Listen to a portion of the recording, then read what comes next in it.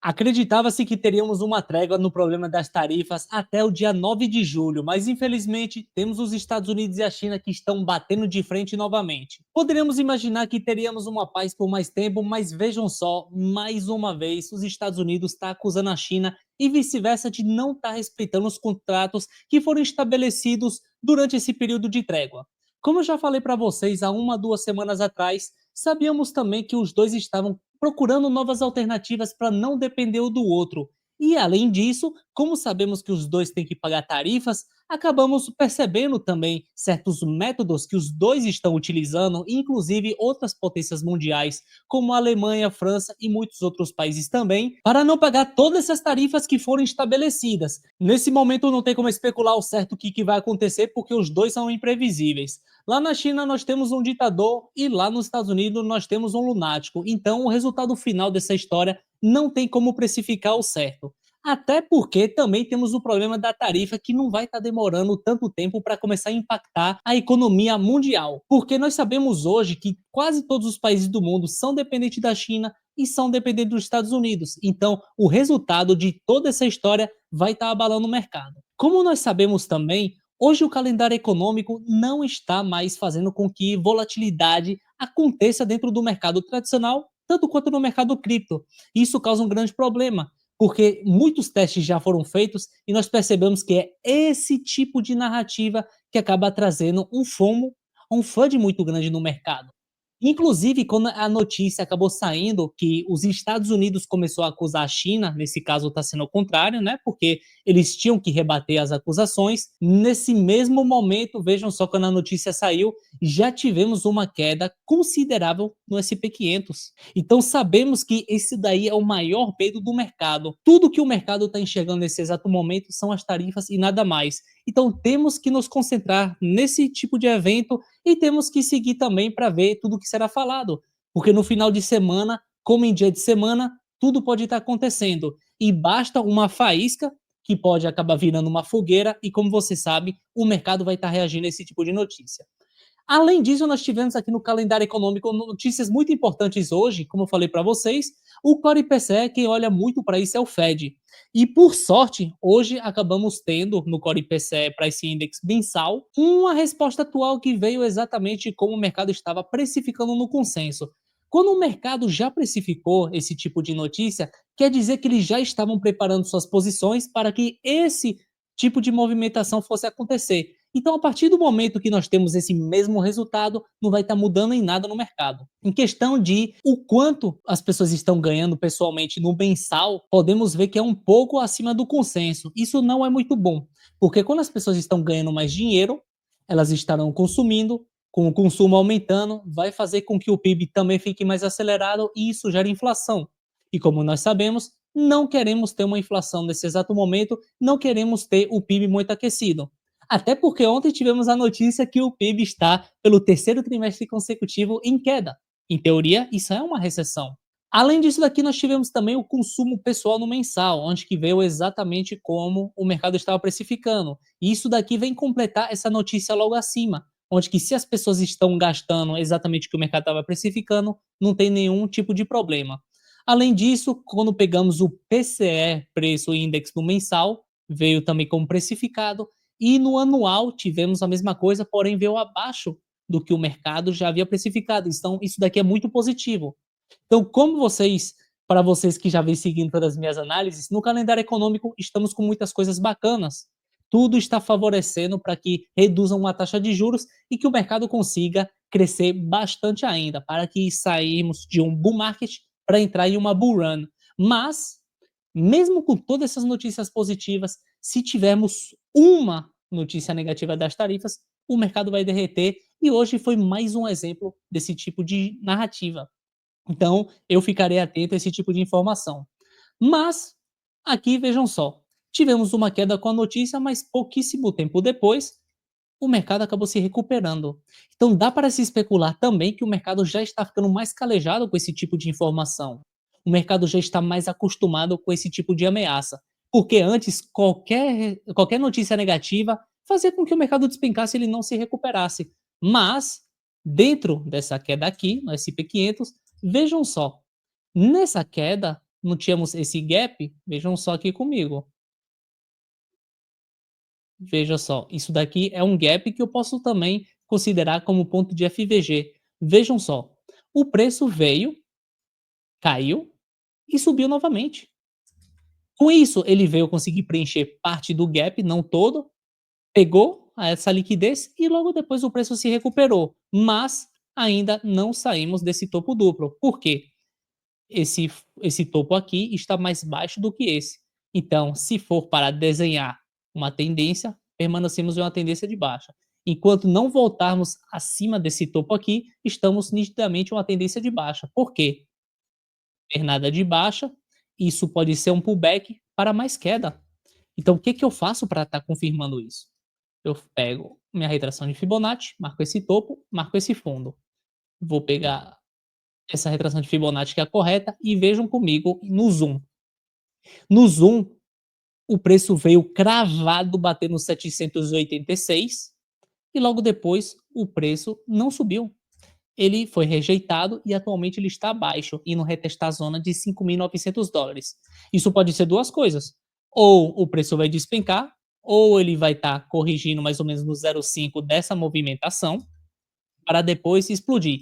Se ele se consolidar acima desses 786, isso quer dizer que, teoricamente, de acordo com a teoria de Fibonacci, saímos de uma tendência de baixo e o mercado vai se recuperar.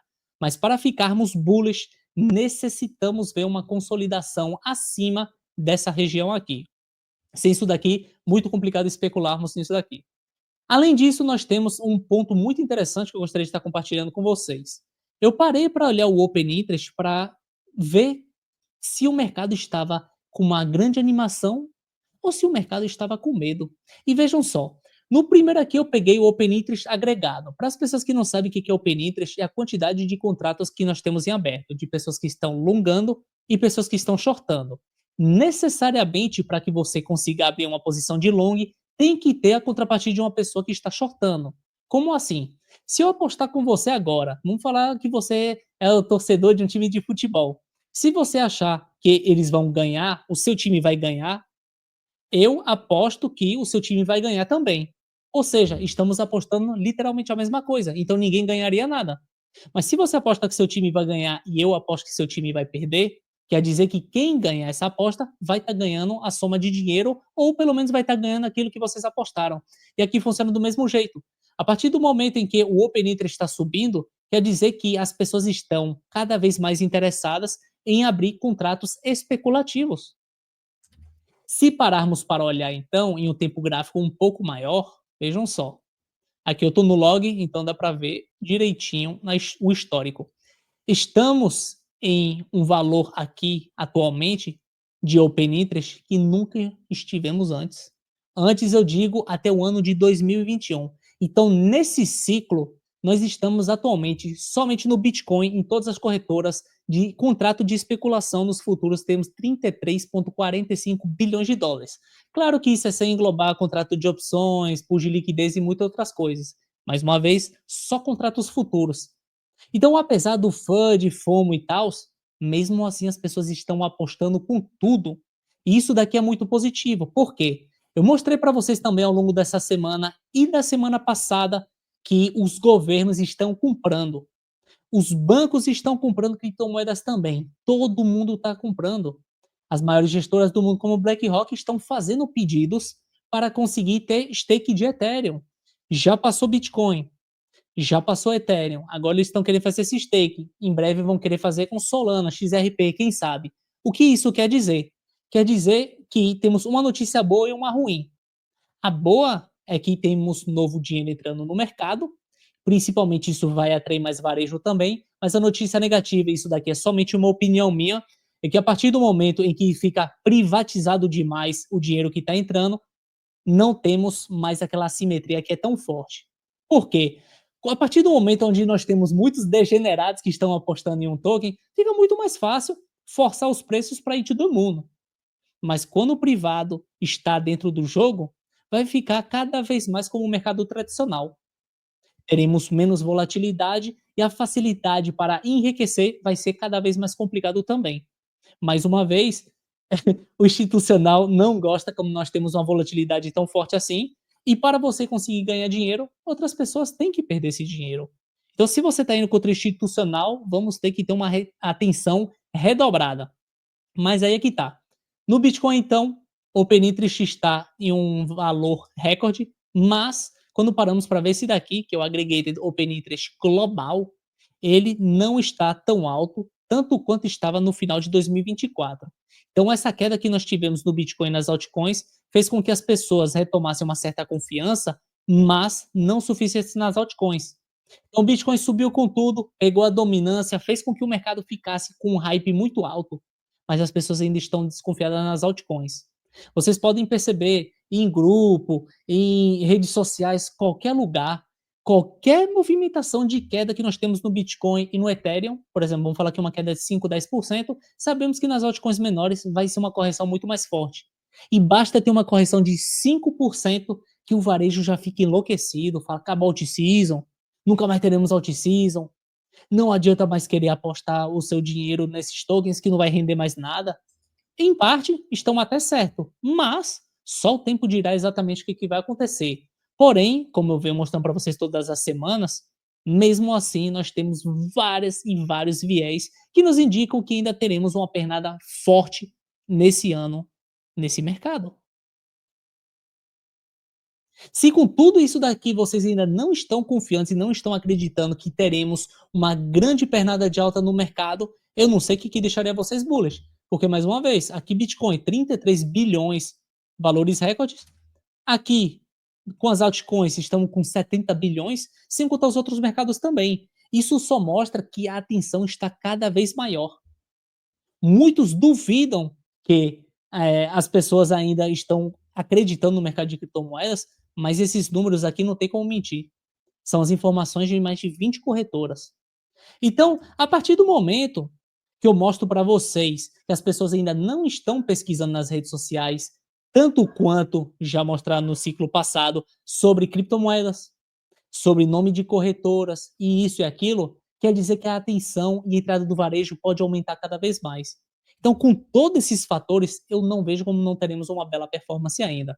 Quer dizer então que isso vai acontecer hoje e amanhã? Não. Temos que ter paciência. O mercado poderia corrigir um pouco mais? Sim. E é por isso que eu falo para vocês: estejam no lugar certo para aprender as estratégias certas para vocês não ficarem de fora dessas movimentações. Estou vendo muitas pessoas que estão encerrando suas operações no Bitcoin, no Ethereum, até altos, porque eles já desacreditaram no mercado. Mas depois de tudo que passamos nesse ciclo, agora não é a hora de cair fora. Então, tome cuidado e, mais uma vez, estejam no lugar onde que você vai estar aprendendo a informação necessária para conseguir ganhar o máximo de dinheiro nesse mercado. Para você que quer participar, eu e Rogério temos um grupo, o primeiro link é da descrição, você será mais do que bem-vindo lá. Além disso daqui, então, vamos falar sobre o preço do Ethereum, porque temos uma movimentação muito interessante acontecendo nesse exato momento. Previamente, eu desenhei para vocês uns pontos de FVG. Desenhei esse ponto de FVG, o preço veio cravar duas vezes nele, isso eu desenhei antes da movimentação. Logo depois de captar essa liquidez, ele veio e captou o ponto de FVG que foi desenhado previamente também. Furou, retestou uma vez, que isso daqui nós chamamos de inducement, que é uma indução ao erro. Quem não conhece esse MC provavelmente caiu nessa cilada do institucional, pessoas abrindo uma posição de long e alta, e logo depois o mercado veio despencar, onde que nós perdemos o nosso suporte dessa zona de batalha, e logo depois ele veio visitar também uma zona de FVG que foi desenhado previamente. Como é que eu sei que essa região aqui era muito pertinente? E como é que eu já havia traçado ela para vocês? Porque o fundo duplo que causou toda essa movimentação de alta aconteceu nesse exato momento. Aqui, então, é um ponto de suporte muito importante. Mas logo antes, eu acabei vendo essa movimentação. E com essa movimentação, eu vi que os compradores estavam se manifestando muito mais do que os vendedores. O que isso quer dizer? Que isso daqui será uma zona que será protegido pelo institucional. Nós temos aqui um ponto de FVG com um order block. E é muito difícil perdermos esses tipos de zona. E é por isso que eu repassei para o pessoal da comunidade que o comportamento do Bitcoin aqui vai ser muito interessante. Será que aqui será o fundo e o preço vai voltar a subir? Ou será que ele vai cair vai fazer uma correção de possivelmente um inducement para depois voltar e vir retestar esse suporte em 102.000. Então nós temos dois pontos críticos que eu recomendo fortemente que vocês botem um alarme. Esse ponto e esse ponto. Aí, Henrique, por que você bota alarme? Porque eu não tenho uma bola de cristal para saber o que vai acontecer, mas caso o preço do Bitcoin vá visitar essa zona, estarei aproveitando a oportunidade e vou estar ganhando dinheiro com esse mercado. Até porque, até então, nós temos esse fundo que permanece intacto, segundo fundo que permanece intacto, terceiro fundo que permanece intacto. Poderíamos muito bem ter uma correção aqui perto do número redondo de 100 mil dólares para assustar, causar um FUD muito grande para captar essa liquidez, vir preencher essa zona de desequilíbrio e logo depois o preço se recupera e volta a subir com tudo. Isso daqui, no curto prazo, seria o cenário mais feio que poderíamos ver. Ah, Henrique, quer dizer que isso vai acontecer? Não. Primeiro temos que ver qual será o resultado final aqui. Estou no tempo gráfico de 4 horas. Para saber qual é a movimentação que vai acontecer aqui, o que eu faço? Vou no de 5 minutos. Aqui no de 5 minutos, podemos ver o quê? Talvez um pivô de alta ou talvez um pivô de baixa. Isso daqui só o tempo dirá. Para as pessoas que acham que tem uma bola de cristal, que isso daqui, eles têm no achismo deles, eles vão conseguir abrir uma operação nesse exato momento, aqui a gente não tem uma confirmação de nada. Nem tendência de alta, nem tendência de baixa. Ou seja, estamos no 50-50. E quem opera no 50-50, eu garanto a você que não tem uma assertividade acima de 50%. É uma pessoa que se considera trader, mas perde dinheiro. Tem uma diferença muito grande entre você ser um profissional no trade e entre você ser um mero especulador. O mero especulador tem uma dificuldade muito grande em ganhar dinheiro. E quando eu saio do H4 e eu vou para o H1, veja que nós estamos nitidamente em uma tendência de baixa. Então por que eu vou longar em uma tendência de baixa? Eu sou um vidente para falar que isso daqui é o fundo que não vai vir abaixo dessa zona? Não tem como fazer isso. Principalmente quando eu volto para o começo da análise e eu trago isso daqui para vocês, que são essas notícias. Não temos como prever o imprevisível. Isso é a teoria de Knight, onde que nós temos 50% de incerteza e temos 50% onde que nós não sabemos que nós não sabemos.